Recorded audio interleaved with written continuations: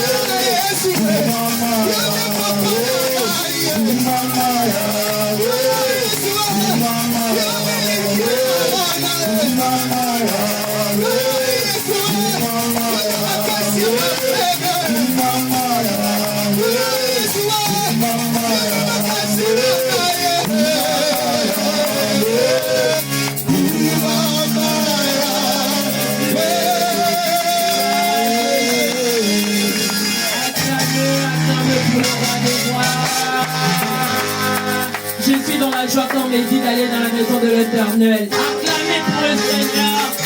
Acclamez pour le Seigneur. Gloire à Jésus. Est-ce qu'il y a des femmes qui peuvent pousser des cris de joie, même les gens? Le vase là, gloire à Jésus. Gloire à Jésus.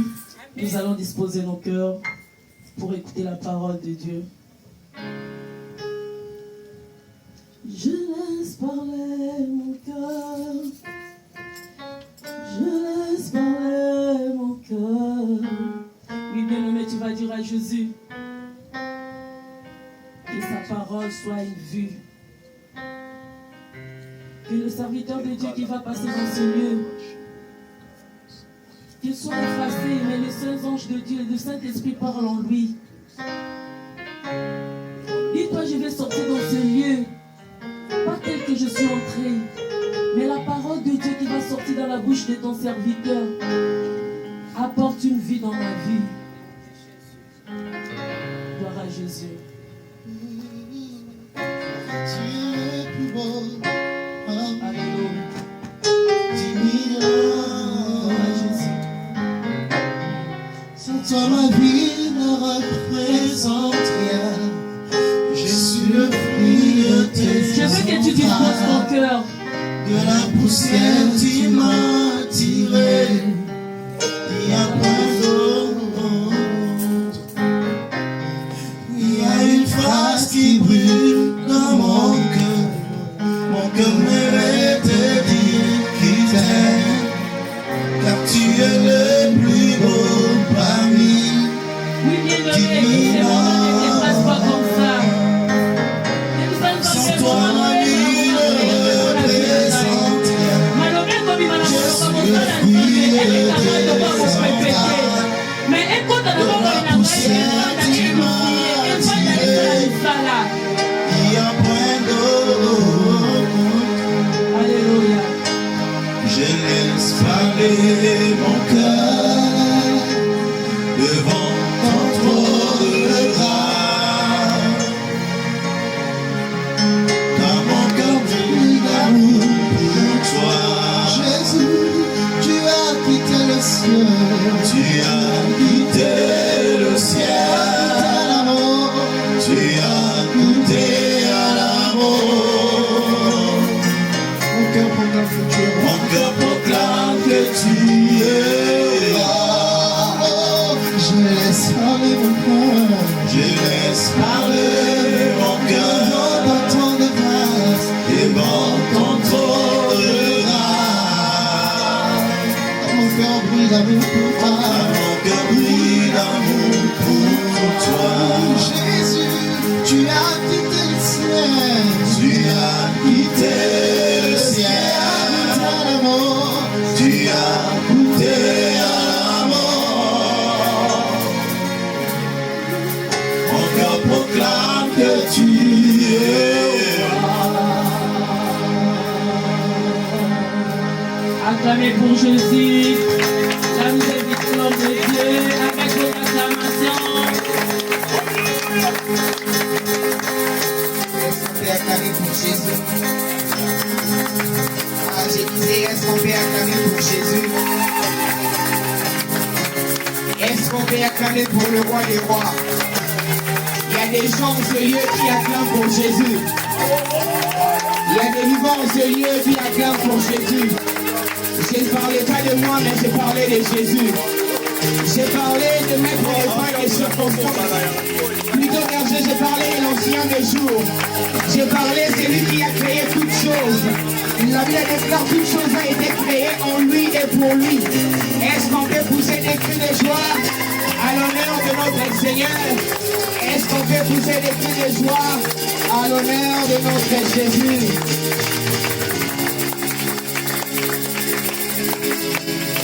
Amen. Amen. J'aimerais que nous puissions prier avant que nous écoutions la parole de Dieu. J'aime une chose que Jérémie dit dans Lamentation de Jérémie, le chapitre 3. Il dit, voici ce que je repasse dans mon cœur. Il rajoute encore, il dit, ce qui me donne de l'espérance. Il continue en disant, c'est que les bontés de l'Éternel ne sont pas épuisées. Il va encore plus loin, il dit, car il les renouvelle chaque matin. Il dit que cela n'est pas arrivé à son terme. J'aimerais que nous puissions parler à Dieu pendant quelques minutes. J'aimerais que tu dises un mot à Dieu. Certes, oui, nous venons de prier, mais j'aimerais que tu dises encore merci à Dieu. Parce que ton cœur est en train de battre encore au-dedans de toi. J'aimerais que tu dises un mot à Dieu. Parle à ton Dieu. Y a-t-il quelqu'un qui dit merci à Dieu? Merci pour la vie.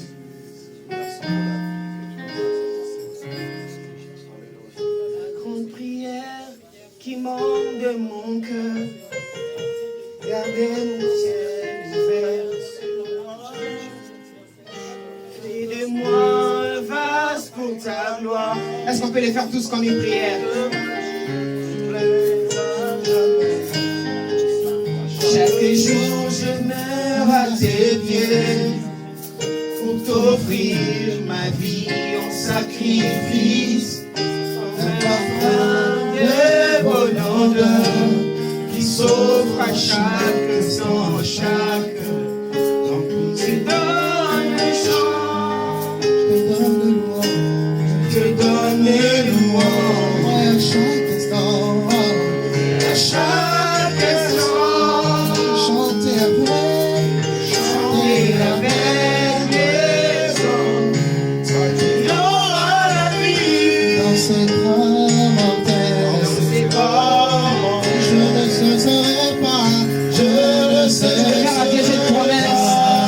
cesserai pas de t'adorer. Oh, donc que tu donnes les chants. Je t'ai donné à chaque instant. À chaque instant. De chanter avec les anges. De chanter avec les anges. Oh, tant qu'il y aura la vie. Dans ce corps mortel. Dans ces corps mortels. Je ne cesserai pas. Je ne cesserai pas. T'adorer. Oh, je ne cesserai jamais, jamais. Je ne cesserai pas. Je ne cesserai pas. Je ne cesserai pas. La louange ne quittera jamais ma bouche. Oh, je ne cesserai jamais de t'adorer. Malgré les temps et les circonstances, moi, le temps. Je ne cesserai jamais, jamais. Rien ne me séparera de ton louange. Oh, je ne cesserai pas de t'adorer. Éternel Dieu des gloires, nous te disons merci, nous te bénissons. Toi qui as rendu ces moments possibles, honneur à toi Saint-Esprit. Que ton nom soit béni, que ton nom soit célébré. Toi qui nous as encore réunis en ce lieu, nous te disons merci. Père, je recommande ces instants entre tes deux saintes mains. Sois notre Dieu, sois ma force, sois encore la source de mes ressources cet après-midi. Éternel, parle à un cœur, parle à une vie. Que tes buts soient atteints, que ta grâce surabonde dans nos vies. Saint-Esprit de Dieu, communique-nous ta pensée. Fais-nous du bien par ta parole. Au nom de Jésus, nous avons ainsi prié. Amen. Est-ce qu'on peut acclamer pour Jésus?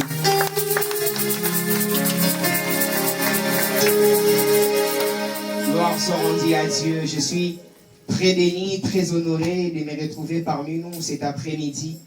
J'ai dit un grand merci à mon Dieu, c'est lui qui m'a donné encore la force de pouvoir me tenir parmi nous cet après-midi. Certes, je dois avouer que ce n'est pas la grande forme, mais par la grâce de Dieu, on est là et ça va aller. Et j'ai dit un grand merci au pasteur. Merci pour la marque de confiance. Que Dieu se souvienne de toi, papa. Amen.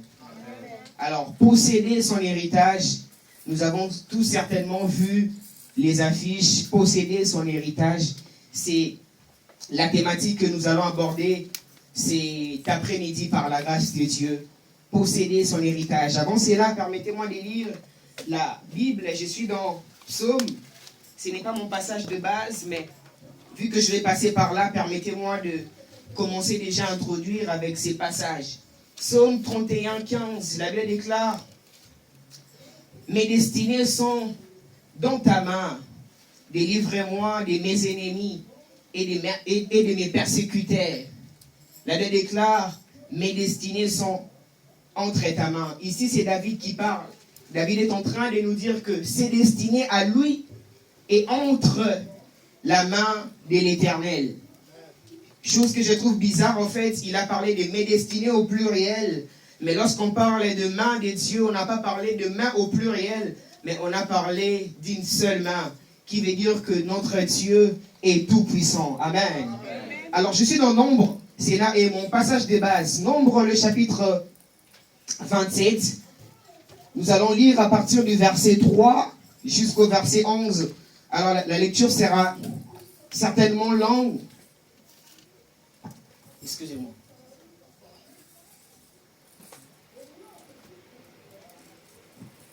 Alors, la lecture sera certainement longue, mais nous allons y arriver par la grâce de Dieu. La Bible déclare dans le verset 3, « Notre Père est mort dans les déserts.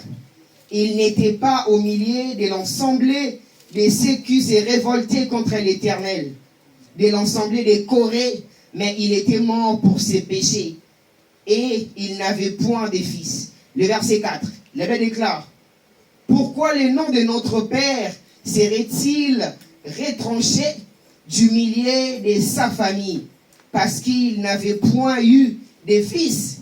donnez-nous une possession parmi le frère de notre Père. Le verset 5, la Bible déclare, Moïse porta la cause devant l'Éternel. Le verset 6, la Bible dit, et l'Éternel dit à Moïse,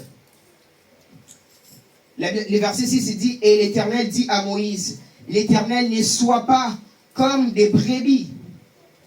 Non, la Bible déclare, et les filles des Theslochades ont raison, tu leur donneras en héritage une possession parmi les frères de leur père. Et c'est à elle que tu feras passer l'héritage de leur père. Le verset 8, tu parleras aux enfants d'Israël et tu diras, lorsque un homme mourra sans laisser de fils, vous ferez passer son héritage à ses filles. S'il n'a point de filles, vous donnerez son héritage à ses frères. S'il n'a point de frères, vous donnerez son héritage aux frères de son père. Et le verset 11, elle déclare, s'il n'y a point de frères de son père, vous donnerez son héritage aux plus proches parents de sa famille, et c'est lui qui possédera, sera pour les enfants d'Israël une loi et un droit comme l'Éternel l'a ordonné à Moïse. Amen. Amen. La parole de Dieu. Posséder son héritage. Tout à l'heure, je viens de lire mon passage de base. Ici, on nous parle de l'histoire de les filles qui ont perdu leur père, en fait. Ici, on parle que non, ses pères, c'était quelqu'un qui était aussi au service de Dieu, car le père de cette fille, car le père de ses filles, pardon, il était quelqu'un qui connaissait Moïse. Et quand ses pères est mort, ses filles étaient privées de son héritage. Enfin, qu'est-ce que j'ai dit? Ses filles étaient privées de l'héritage de leur père. Pourquoi? Parce qu'en Israël, il y avait une loi que les filles ne pouvaient pas posséder l'héritage de leur père. Donc ça veut dire que si un père est mort, son héritage doit être légué par l'un de ses fils. S'il n'a pas de fils, tout de suite ça sera sur ses frères. Mais les filles n'ont pas droit. Mais ce que j'aime en fait avec ces filles, ils ont pris l'initiative d'aller voir Moïse pour leur dire que voilà, notre père est mort. D'ailleurs, notre père n'était pas parmi les gens qui péchaient contre l'Éternel. Notre père, il est celui en fait qui servait Dieu. Son seul péché de notre père, c'est parce qu'il n'avait point de fils. Mais donnez-nous une possession de l'héritage de notre père. Mais avant d'aller plus loin, je n'aurai pas certainement beaucoup de temps à parler. Mais ce qui me marque le plus dans ces passages, c'est que ces filles, en fait, ils étaient conscientes de l'héritage de leur père. De l'entre-deux-jeux, j'aimerais dire à quelqu'un, l'on ne peut pas posséder un héritage si au préalable, l'on n'est pas conscient de cet héritage. Amen. Pour que tu puisses posséder ton héritage, tu dois d'abord être conscient de ce que tu as comme héritage. Si tu n'as pas la conscience de ton héritage, sache que tu as tout faux, tu as tout raté, tu passes à côté. Ces filles, elles étaient conscientes. Elles savaient que leur père avait laissé un héritage. Et parce qu'ils étaient filles, elles ne pouvaient pas bénéficier de cet héritage. Qu'est-ce qu'elles ont fait? Elles ont revendiqué leur héritage auprès de Moïse. Alors, si vous voulez, ici, dans ces passages, Moïse est l'image de Christ. Moïse est l'image de Jésus, notre intercesseur par excellence. C'est lui qui est c'est lui qui est debout sur la droite du Père en train d'intercéder pour nous. La Bible a dit au verset 6, la Bible a dit que qu'est-ce que Moïse a fait? Le verset 5, pardon, la Bible a dit que Moïse porta leur cause devant l'Éternel. Je disais tout à l'heure que Moïse, ici, c'est l'image de Christ. C'est lui qui intercède à notre faveur.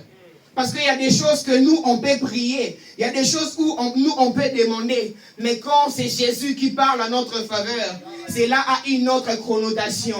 Ma prière de cet après-midi est qu'à chaque fois que tu seras en train d'adresser une prière à Dieu, quand Jésus sera en train de le dire au Père, que tu reçoives des exaucements à l'instant T au nom de Jésus. Amen.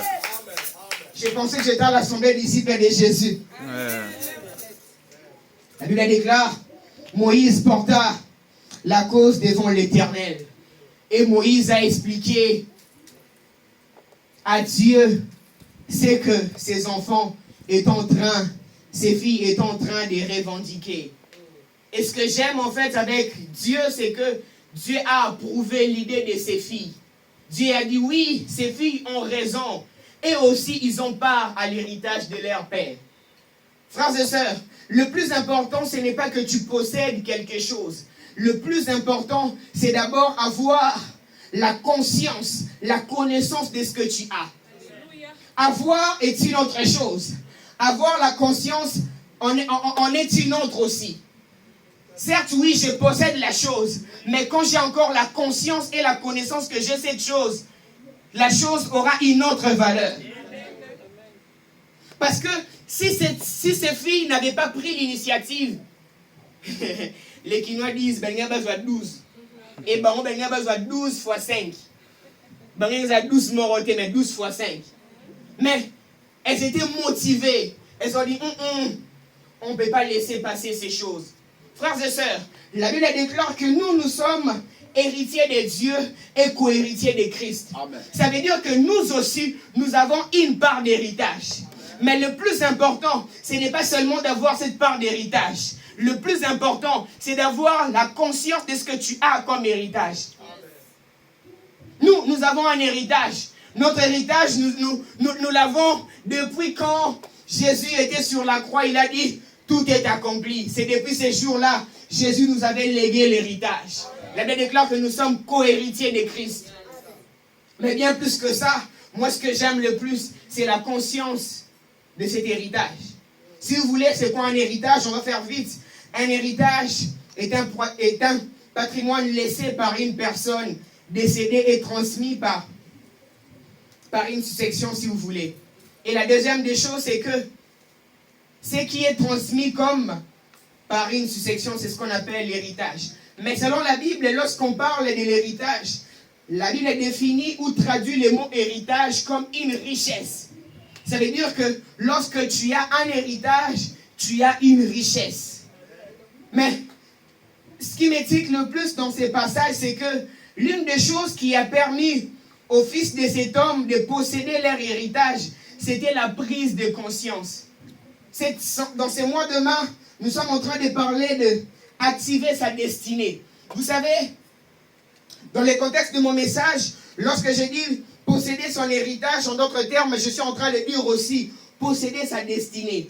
Tu ne peux pas entrer en possession de ta destinée si tu n'es pas conscient de ta destinée. La même chose se passe, papa, dans la vie de Jérémie. Jérémie a dit, je suis un enfant. Dieu a dit, arrête tout de suite, tu n'es pas un enfant. Avant que tu puisses former dans le ventre de ta mère, moi je te connaissais, je t'avais établi. J'aimerais dire à quelqu'un, à ce qui concerne la destinée, ta destinée à toi n'a pas commencé quand tu es né, mais ta destinée à toi a commencé dès l'éternité. Ah, j'aimerais les reformuler, les redire même. La destinée d'un homme ne commence pas dans le temps, mais dans l'éternité. Ça veut dire que tout ce qui est destiné pour nous n'a pas commencé le jour quand t'as donné naissance, quand t'as donné un prénom. Ta destinée a précédé même ton prénom. Même quand tu n'avais pas un prénom, tu avais déjà une destinée bien établie pour toi. Mais le plus important, ce n'est pas cela. Le plus important, c'est la conscience de ta destinée. Le plus important, la même chose s'est passée dans la vie de Jérémie. Jérémie a dit, Mambo Lugelanga, c'est tellement grand. Moi, je suis un enfant. Mais Dieu lui dit, ne dis pas que tu es un enfant. Alors que toi, tu te vois un enfant, moi, je te vois un prophète des nations. Et les lecteurs de la Bible savent, est-ce qu'il y a un prophète qui a multiplié des prisons comme Jérémie? Jérémie a fait des prisons comme ça. A.R.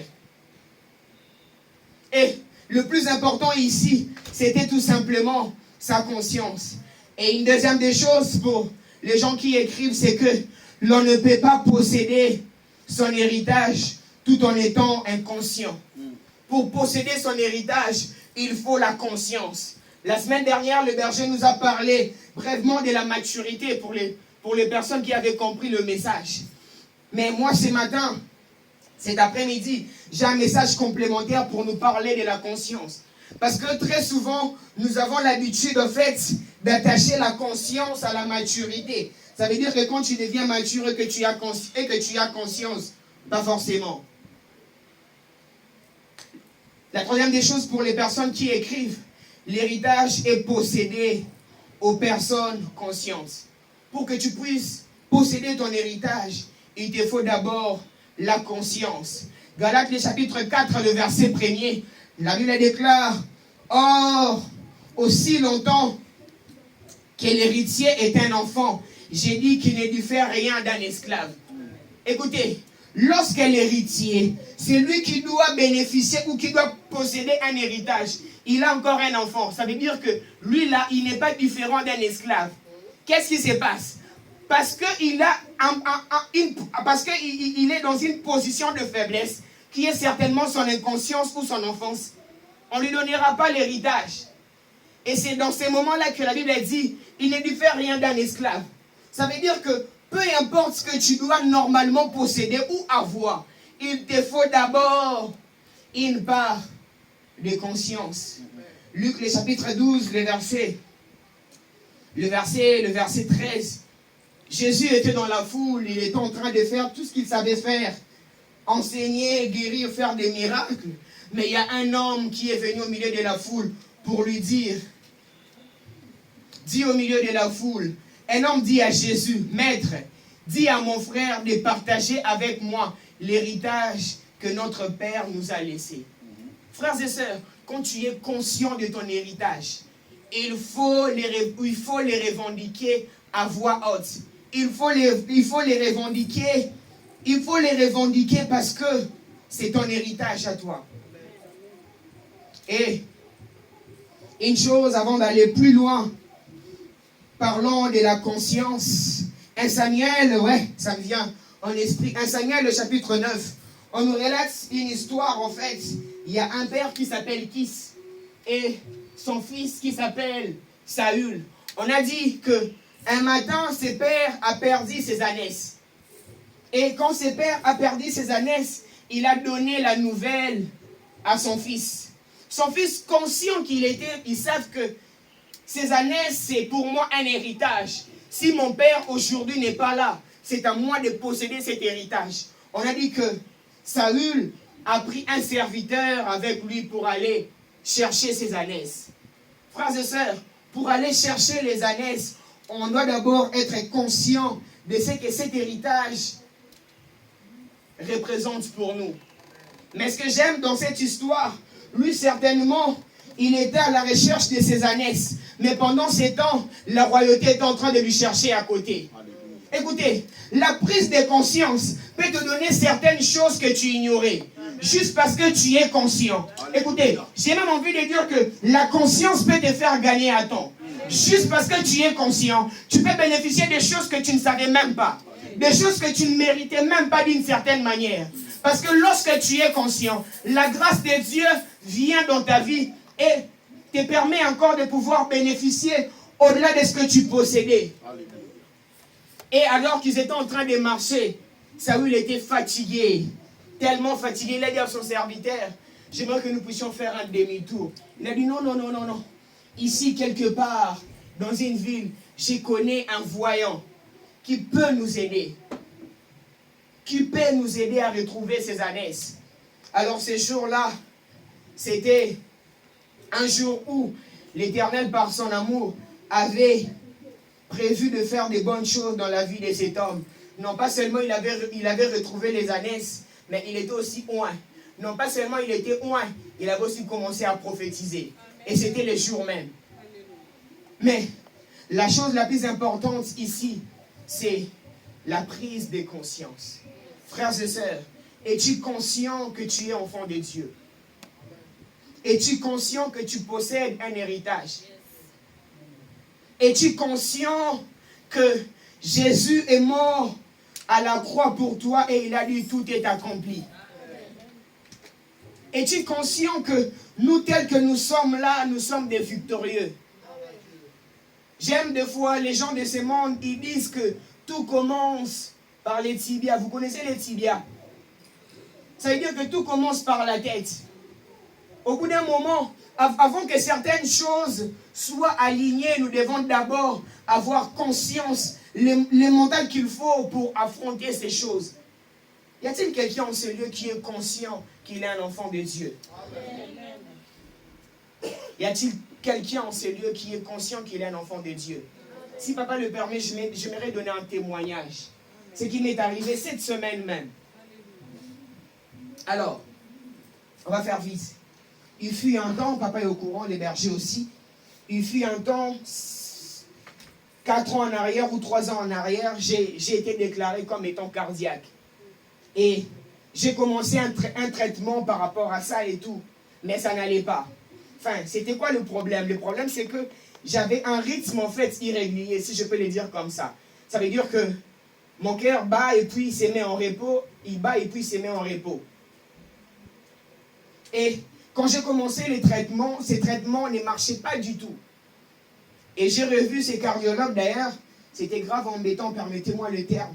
À chaque fois que je partais dans ces services, j'étais tellement gêné. Il n'y avait que des vieux, des papis et des mamies.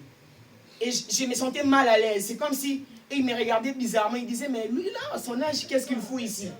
Et j'étais tellement gêné, mais je n'avais pas le choix. Et finalement, ce traitement n'a pas marché. Je suis reparti pour voir ces cardiologues. Il m'a dit, ben, il faut qu'on fasse une opération. Je vais vous expliquer avec de simples mots. Une opération à cœur ouvert. Si vous voulez, dans le cœur, il y a une sorte de fil, en fait, comme des fils conducteurs, comme des fils que vous voyez là. Et maintenant, cette opération consiste à brûler ces fils et ça va permettre à ce que le rythme cardiaque devienne normal. Et il m'a dit, mais ça sera une grande opération. Hein, je ne vous garantis pas que ça va marcher ou pas, des choses comme ça. Et cette nouvelle m'avait... Mais ce n'est pas ça le problème. Le problème, c'est que dans ma tête, au-delà du fait que j'étais bouleversé, mais il y avait des choses que je disais et que je rappelais à Dieu. La preuve, là, tout de suite, je suis une bénédiction pour toi. Et si Dieu permettait à ce qu'une telle chose puisse arriver avec... Je ne sais pas s'il essayait de me traumatiser, mais bon, il faisait que son travail. Mais qu'est-ce qui s'est passé? Il s'est passé que... On m'a dit, ben, vous allez faire tel examen, et puis vous allez revenir pour que nous puissions boucler une date et puis vous faire opérer. Alors, je suis allé voir un autre cardiologue le lundi de cette semaine même. Il m'a dit, vous n'avez plus ces problèmes. Et vous n'avez plus le droit d'être opéré. J'avais la nouvelle, mais je me suis dit, ok, c'est bon. Parce que juste après lui, je devais aller voir un autre cardiologue plus spécialisé que lui. Donc, je t'ai garanti, mais pas à 100%. Et le mercredi, je suis allé voir celui-là, le plus spécialisé. Il m'a dit quasiment la même chose. Bien avant cela, il y avait l'infirmière qui m'a fait l'électrocardiogramme, des choses comme ça, je sais pas, avec des petits trucs et tout. Et quand on a remis au médecin, il a dit non, c'est pas possible. Moi-même, je vais vous le refaire. Il a refait à nouveau, il a dit, ben non. Là, je pense que le problème est résolu. Et vous et moi, on va plus se voir environ 3 mois, ça sera 1 an après. Il y a des choses comme ça que Dieu peut faire dans la vie de quelqu'un. Écoutez, il y a de simples choses que Dieu peut faire juste pour garantir qu'il est avec toi. Pour te garantir que c'est lui ton Dieu. Et ces choses doivent nous servir de conscience en fait. Nous devons être conscients que nous sommes enfants de Dieu. Depuis un certain temps, j'ai développé une habitude de dire que tout ce qui est exposé au temps peut subir un changement. Mais le plus important de toutes ces choses, c'est que nous devons avoir la conscience qu'il faut. Permettez-moi de lire Ésaïe 54.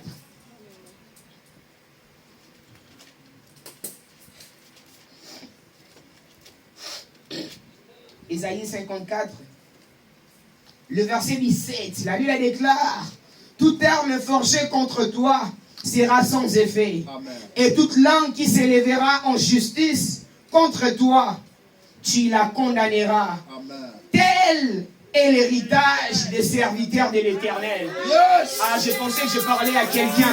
La Bible déclare, tel est l'héritage des serviteurs de l'Éternel. Frères et sœurs, ça, ce sont des choses que nous avons héritées de Dieu. Et pour avoir la possession de ces choses, il te faut la conscience qu'il faut.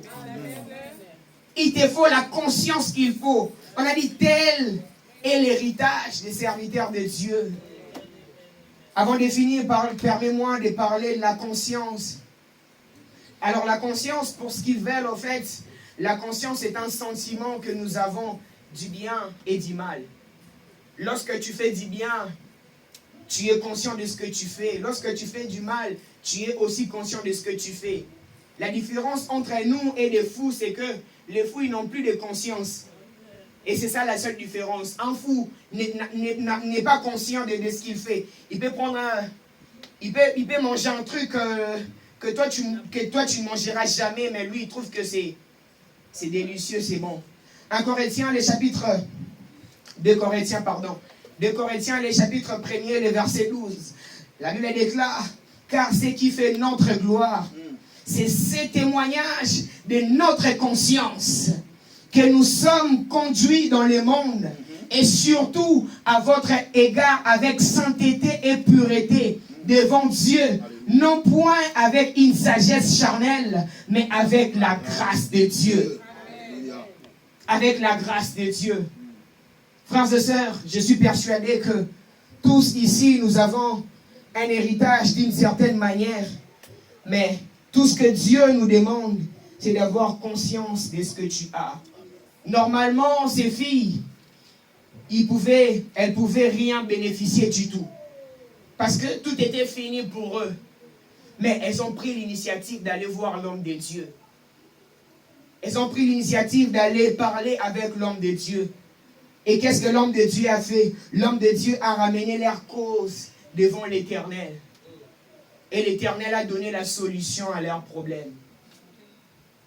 Ce que j'aime en fait, avec tout ce qu'on ramène devant l'Éternel, c'est que l'Éternel, il donne directement la solution, parce que l'Éternel, au-delà du fait qu'il puisse avoir la solution, mais lui-même aussi, il est la solution à nos problèmes. C'est ces jours-là même que ces filles ont hérité l'héritage de leur père. Parce qu'ils en avaient aussi droit. Est-ce que le seul péché de leur père, c'était juste parce qu'ils n'avaient point de fils? Mais le plus important, c'était pas ça. Le plus important, c'était la prise de conscience de ces filles. Et voilà pourquoi ils ont bénéficié de leur héritage. Proverbe, le chapitre 20, le verset 27, la Bible déclare, « La conscience est une lampe que le Seigneur donne aux humains pour éclairer le fond de leur cœur. » La Bible déclare que la conscience est une lampe que Dieu nous donne pour éclairer le fond de notre cœur. Ma prière de cet après-midi est que Dieu te donne la conscience au nom de Jésus. Amen. Il y a des gens ici qui sont troublés, tourmentés par leur conscience. Vous savez, l'une des choses que le diable peut faire pour détruire la vie d'un enfant de Dieu, il doit d'abord captiver ta conscience. Il doit d'abord captiver ta conscience. Quand tu deviens inconscient, c'est par là que lui commence à faire encore des choses dans ta vie. Écoutez, un enfant de Dieu, lorsqu'il fait un mal et qu'il ne ressent rien, c'est par là que les dangers commencent. Chez nous, on dit, vous avez compris. En fait, ce sont des choses réelles. Lorsque tu fais un mal et que tu ressens rien, sache que c'est là où les dangers commencent. Parce que la conscience nous sert à ces choses. La conscience, en fait, nous permet d'avoir un jugement, si vous voulez. De savoir que ce que je fais est mal et ce que je fais est bien. Lorsque tu fais le bien, non, lorsque tu fais le mal et que tu le fais passer comme un bien, sache qu'il y a un souci. Sache qu'il y a un souci. Alors ma prière de ce soir est que Dieu te donne une conscience qu'il faut. Une conscience qu'il faut. pour posséder son héritage. Parce qu'en d'autres termes, le mot possession veut dire dominer. Pour dominer avec son héritage, il faut avoir tout simplement la conscience. 1 Pierre, le chapitre 3, le verset 16. La Bible déclare, et ayant une bonne conscience, afin que là même où il vous calomniait, comme si vous étiez des malfaiteurs, ceux qui décrivent votre bonne conduite en Christ, soyez couverts de confusion. Écoutez, quelqu'un qui est conscient, ce n'est pas quelqu'un qui est dans la confusion. Lorsque tu as une conscience qu'il faut, tu ne seras pas confus. Lorsque tu as une conscience qu'il faut, tu ne seras pas confuse. Frères et sœurs, tu veux posséder ton héritage. Alors il faut être conscient de ce que tu as. Tout à l'heure, je disais que nous avons un héritage, que nous avons bénéficié, hérité de la part de Dieu. Mais tout ce que Dieu nous demande par ici, c'est de pouvoir avoir la conscience qu'il faut. Je lève ma main droite, j'ai pris au nom de Jésus, que l'Éternel te donne une conscience pure au nom de Jésus. Amen. Que Dieu, le Dieu des cieux, te donne une conscience sainte au nom de Jésus. Amen. La Bible déclare que Christ soit l'objet de vos pensées. La Bible déclare que Christ lui-même, qu'il soit l'objet de vos pensées. J'ai pris pour toi, toi qui es là ici présent, que Dieu te donne une conscience pure que tu es un enfant de Dieu. Une conscience pure qui te permettra de dominer dans ta famille. Qui te permettra de dominer dans cette nation au nom de Jésus. La conscience, c'est tout ce que Dieu nous demande. Ces enfants, ces filles, ils ont bénéficié de l'héritage de leur père. Tout simplement parce que elles avaient pris conscience de ce qu'ils avaient. Pose la question à ton voisin avant que nous puissions prier. As-tu déjà possédé ton héritage?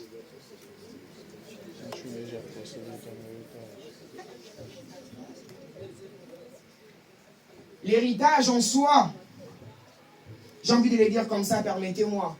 Héritage,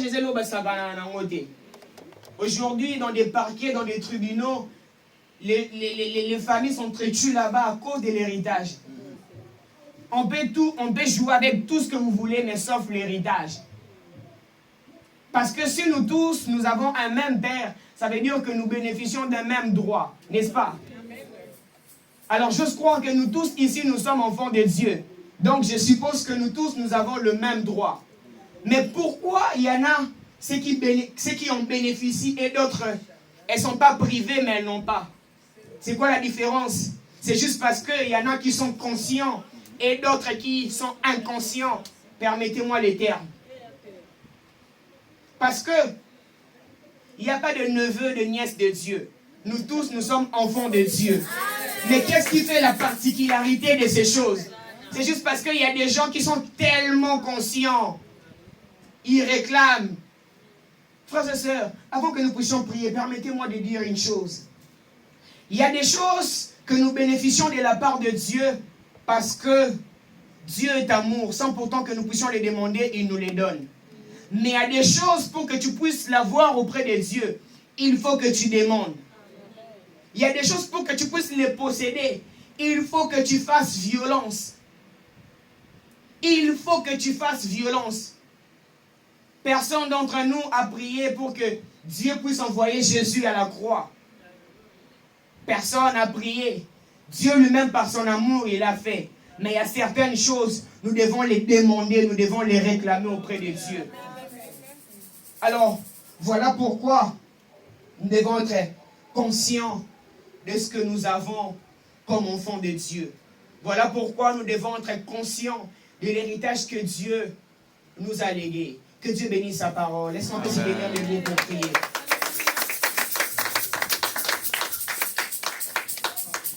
J'aimerais que tu rendes grâce à Dieu. Dis à Dieu, Éternel, merci pour ta parole. Éternel, merci de m'avoir parlé cet après-midi. Éternel, je te glorifie, je te bénis. Y a-t-il quelqu'un qui élève sa voix afin de prier à Dieu? Y a-t-il quelqu'un qui parle à Dieu cet après-midi? Élève ta voix, parle à Dieu. Je ne sais pas en fonction de ce que tu as écouté, mais j'aimerais que tu dises à moi.